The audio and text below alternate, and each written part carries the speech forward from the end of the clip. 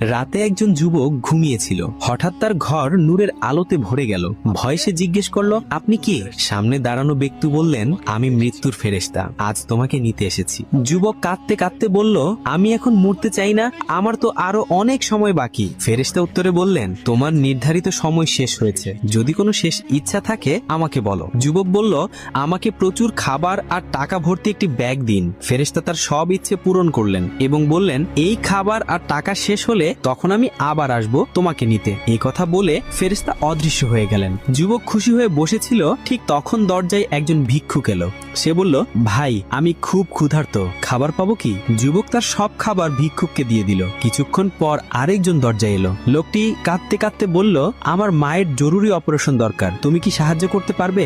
যুবক তার পুরো টাকা ভর্তি ব্যাগটিও লোকটির হাতে তুলে দিল। সবকিছু দিয়ে ফেলার পর সে ভাবলো, এখন তো আর কিছুই নেই, মৃত্যুর ফেরেশতা নিশ্চয়ই আবার আসবেন।